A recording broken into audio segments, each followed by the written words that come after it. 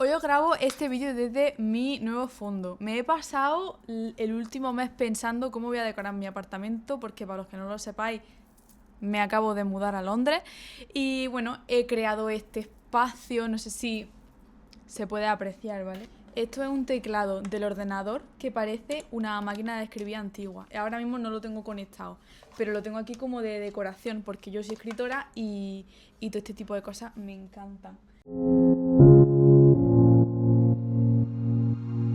Bienvenido a mi canal, esto es Littering, yo me llamo Claudia y en este canal hablamos sobre arte, sobre literatura, sobre libros, sobre historia. Yo soy escritora, es verdad que no me conoce nadie, no todavía, pero ese es el objetivo. Yo soy escritora, me encanta contar historias, me encanta escribir, me encanta leer y de eso va esta cuenta. Aquí hablo sobre mi historia favorita, sobre mis gustos y ahora mismo estoy haciendo un proyecto en el que cuento mis historias favoritas de la literatura desde el principio hasta la actualidad. Y todavía estamos por la antigua Grecia, así que si eres nuevo has llegado a los inicios de este canal. Un hombre camina victorioso con la cabeza del monstruo más temido por toda Grecia en sus manos. De su lado están los dioses y toda la humanidad jactándose de la caída de este monstruo, capaz de convertir a todo aquel que lo miraba en piedra. Pero ¿quién cuenta la historia del monstruo? ¿Quién era este monstruo antes de convertirse en uno? Pues esta es la historia de Medusa. La forma en la que se interpreta este mito ha ido cambiando a lo largo de los años, a lo largo de la historia, así que en este vídeo vamos a profundizar en cómo se ha ido viendo esta historia a lo largo de los años. En algunas versiones, como en la versión de Hesíodo de este mito, Medusa ya era un monstruo de toda la vida, era pues como en la mitología griega hay muchas criaturas, están las ninfas, están los dioses, están los semidioses, estaban los héroes, pues esta es otra de las criaturas que eran así, sin más, que existían y ya hasta que no tiene más trasfondo. Y Medusa era un monstruo que formaba parte de las gorgonas, que eran unos monstruos marinos que habitaban en el fondo del mar, temidos por todos. Y Medusa era un monstruo con cabeza, con el pelo de serpiente, que todo el que la miraba se convertía en piedra. Eso es el mito sin más. Pero aquí vamos a coger la versión de Ovidio. Ovidio era un poeta romano que escribió un libro que se llamaba Las Metamorfosis o La Metamorfosis. No me queda claro cuál es el título. Y ya vemos que hay varios libros con el mismo título. Tenemos a Kafka con La Metamorfosis, ¿no? Que se convierte en una mosca. Tenemos La Metamorfosis o El Asno de Oro de Apuleyo. Y tenemos La Metamorfosis de Ovidio. Él nos cuenta que Medusa no siempre fue un monstruo. Antes de convertirse en un monstruo o de que la convirtieran en un monstruo, ella era una doncella normal y corriente. Muy bella, muy guapa, que como ya se está viendo el patrón en la mitología, pues la belleza era algo muy importante porque es el desencadenante de un montón de problemas. Pues esta mujer, que era una doncella, una chica bastante sencillita y normal, ella trabajaba como sacerdotisa en el templo de Atenea. Un día ella llamó la atención de Poseidón, que era el dios del mar. Y ahora hay distintas versiones que cuentan hechos diferentes. Hay una versión que dice que ambos se enamoraron y era una relación consentida y se querían mucho y hicieron cositas en el templo de Atenea. Y hay otras versiones que es la que yo voy a elegir porque creo que es la que mejor encaja con cómo era la mitología griega, que es que Poseidón se fija en Medusa, ve que es una chica muy guapa y se aprovecha de ella en el templo de Atenea. Eso fue lo que ocurre en la versión de Ovidio. Este hecho tan atroz ocurrió en el templo de Atenea, el templo quedó sucio, profanado. Pero en lugar de castigar a la persona que había cometido el crimen, y que en este caso sería Poseidón, en vez de castigarlo a él, decidió castigarla a ella. No sé por qué razón, pero bueno, por lo que he dicho que esta es una historia de injusticia. Y como castigo, la convirtió en un monstruo. Cambió su cabello, su melena, por serpiente, le desfiguró el rostro, le desfiguró el cuerpo e hizo que se convirtiera en un monstruo con superpoderes. Su superpoder era que cada persona que la mirase a ella directamente se convertiría en piedra.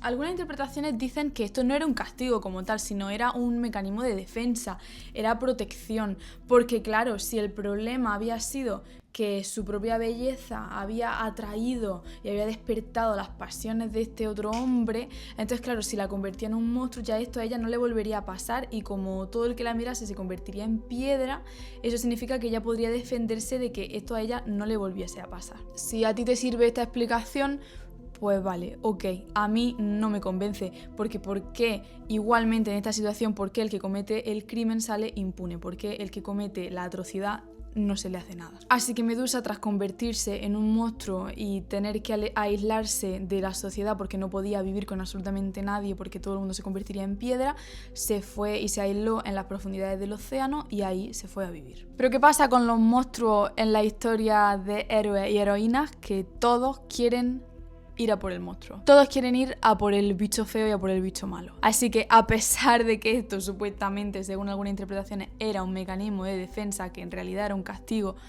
realmente no lo fue, porque ahora ella se convirtió en la Diana de todos los héroes que buscaban salir victoriosos de algo o hacer algo heroico.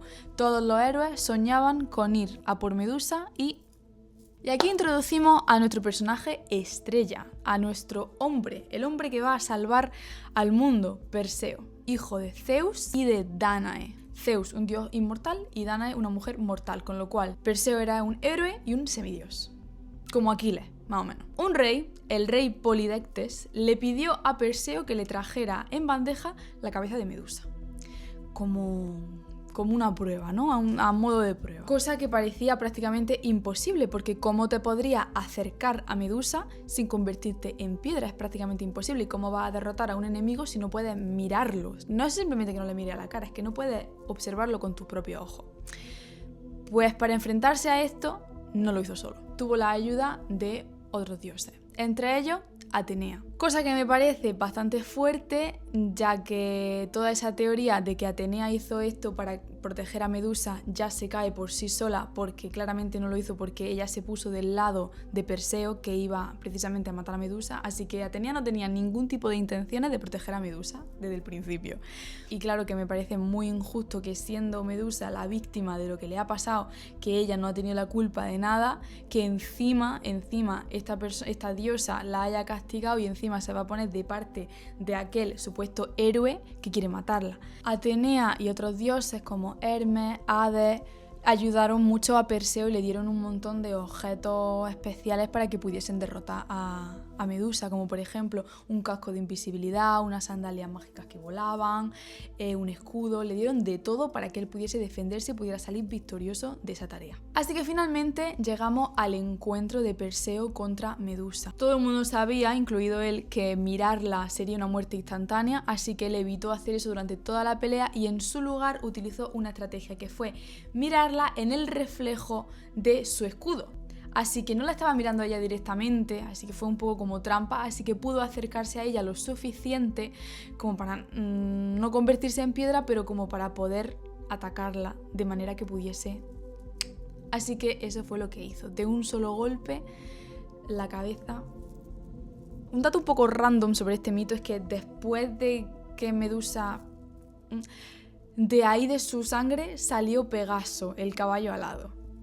Tras esta batalla tan poco épica, porque la verdad es que no soy nada fan de esta batalla, me parece súper injusta, me parece que no está para nada nivelada. Perseo sale victorioso con la cabeza de Medusa en su mano y aunque la cabeza está inerte y sin vida, todavía conserva su superpoder, que cualquier enemigo que la mira se convierte en piedra. Así que Perseo la podía seguir utilizando para derrotar a sus enemigos, cosa que hizo después en relatos como el de Andrómeda, que eso lo contaré en otro vídeo. Por alguna razón, pues Perseo le entregó la cabeza a Atenea, así que está claro que Atenea la tenía cruzada con Medusa.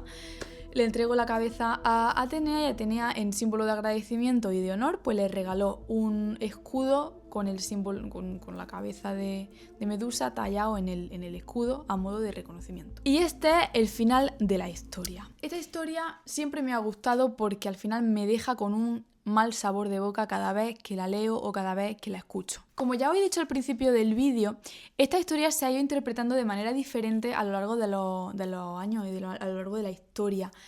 Y esto se ha visto reflejado en otras obras de arte como escultura y pintura que se han ido haciendo. Así que ahora os voy a enseñar unas cuantas, desde el principio hasta ahora la edad contemporánea. Este mito ha existido desde el principio de los tiempos, desde los principios de la antigua Grecia, de la Grecia arcaica, ya existía el mito de Medusa, pero se la veía como un monstruo simplemente. O sea, este trasfondo no existía todavía, esta interpretación de Medusa convertida en un monstruo no existía, ya que Ovidio por esta época no estaba presente, no existía todavía, solo se la veía como un monstruo, algo a lo que tenerle miedo. Así que así es como la representaban en muchas esculturas, y la podemos ver, por ejemplo, en esta escultura de aquí. En la Grecia arcaica se representa a Medusa así, casi como un demonio, horrible, ojos desorbitados, los colmillos, la expresión facial que para mí, vamos, representa la locura máxima y que básicamente inspira bastante miedo. Y esto es la Grecia arcaica. Y esto es en el templo de Artemisa en Corfú. Y luego tenemos la interpretación que se le da en la Grecia clásica, que aunque no tengamos escritos que describan qué significa esta escultura, pero lo podemos ver claramente por las expresiones faciales que se le ha dado. Por ejemplo, aquí tenemos la Medusa Rondanini, de un autor que pues no sabemos muy bien quién fue, pero ya simplemente podemos ver el cambio en la expresión que tenía Medusa. Pues ya no se la ve como un ser que no es humano. Aquí en esta escultura, por ejemplo, se la ve con rasgo humano. Es verdad que todavía se le ven ahí las serpientes saliendo del cabello, pero el rostro es un rostro bastante más humano, que la acerca mucho más a nosotros. Y ya no la percibimos tanto como un monstruo, sino que ya se la empieza a ver como víctima, ya el foco se empieza a ir cambiando, pero todavía no del todo, sigue siendo un monstruo. Durante un tiempo el arte se centra mucho más en los héroes, en los semidioses, rollo Aquiles, y aquí en este caso pues Perseo. Se representa a Perseo como un héroe y no se le da importancia a la historia del trasfondo que haya tenido Medusa. Como por ejemplo en la escultura de Benvenuto Cellini, decidme, no sé cómo se dice, creo que se dice así, en la que podemos ver a Perseo de una manera bastante victoriosa y bastante como, sí, esto lo he hecho yo, sosteniendo la cabeza de Medusa. La expresión de Medusa se la ve sin vida, sin expresión, nada de nada. De hecho, está Perseo sobre el propio cuerpo de Medusa. Es una escultura que da un poco de mal rollo, pero se lo muestra a él como vencedor y como victorioso, y como a él como el mejor del mundo, básicamente. Más tarde, Caravaggio también hizo su interpretación de Medusa, centrándose en ella como la protagonista de la historia, como protagonista del mito, tanto que solo la pinta ella, solo pinta su rostro, un rostro que es verdad que sigue teniendo el cabello de serpiente, que es lo que la caracteriza a ella principalmente, pero con un rostro mucho más humano, un rostro horripilante. O sea, es un rostro que para nada es el de un monstruo, para nada. Es el de un ser humano que está sufriendo, que acaba de sufrir algo bastante fuerte, como es la decapitación. Ya a partir del neoclasicismo y a partir del romanticismo, que se centra mucho más en las emociones, por lo general el arte del romanticismo se centra mucho más en las emociones, pues en este caso también se centra mucho en las emociones de Medusa y se la presenta a ella un poco más como víctima. Ya se le da un poco más de protagonismo a sus propias emociones, no se la trata simplemente como un monstruo sin corazón. Aquí tenemos la escultura de Antonio Canova, donde no solo está representando otra vez la escena de Perseo sosteniendo la cabeza de Medusa, sino que si nos acercamos y le vemos el rostro a Medusa, pues podemos ver un rostro lleno de dolor y un rostro que muestra emociones. Ya no es simplemente un monstruo sin corazón, sino que es una persona a la que le acaban de hacer algo atroz, y ahí se muestran las emociones. Pues de esta manera hemos visto cómo se ha ido cambiando el significado de la historia de Medusa, que al principio pues se la veía como un monstruo sin corazón que no merecía la pena centrarse en sus propias emociones ni en su propia historia, sino que se ensalzaba a Perseo como el héroe de la historia. Y luego a lo largo de los años se ha ido el mito centrando un poco en ella. Al final la historia de Medusa se ha convertido en una historia que refleja muy bien las injusticias que han sufrido las mujeres a lo largo de la historia. ¿Cuántas historias no conocemos que han sucedido a lo largo de la historia y que siguen sucediendo hoy día en el mundo, que las mujeres son oprimidas y castigadas por cosas que no han hecho ellas y simplemente por el hecho de ser mujeres. Es que al final nuestra historia como humanidad es la historia de Medusa, una historia llena de injusticia y de cosas que pasan y no tienen ningún tipo de sentido. Por otro lado, me gustaría decir que yo soy una cuentacuentos, a mí me encanta contar historias y yo me considero escritora, incluso si no me dedico a eso, yo cuando pienso en quién soy, yo siempre pienso que soy escritora. Y siempre me gusta mucho prestar atención a la manera en la que se está contando la historia. ¿A quién se le está poniendo el foco? ¿En quién nos estamos concentrando cuando estamos contando una historia? Y creo que la historia de Medusa, como en muchas otras historias que podríamos escoger ahora mismo, creo que depende mucho de en quién te centres en la historia va a tener un significado u otro, porque si te centras desde la perspectiva de Perseo como héroe, la historia de Medusa cobra cero significado, pero si te centras en ella como víctima de todo lo que le ha pasado, ves todas las injusticias que hay detrás. Depende mucho de cómo cuentas la historia. Medusa te puede resultar una villana o una víctima. Pues como me gusta siempre mucho a mí contar la historia de los villanos, por eso me gusta mucho este mito, porque en realidad no es un monstruo, no es una villana, sino que es una víctima en una historia mal contada. Así que ya estamos acabando con el vídeo y como hago en todos los vídeos de literatura, al final siempre me gusta extraer una lección o dar un poco una opinión más subjetiva acerca del tema. Si le hacemos una interpretación un poco más abstracta, quizás dándole una interpretación que va un poco más allá de lo que realmente el relato está intentando contar, pues yo diría que vemos una historia que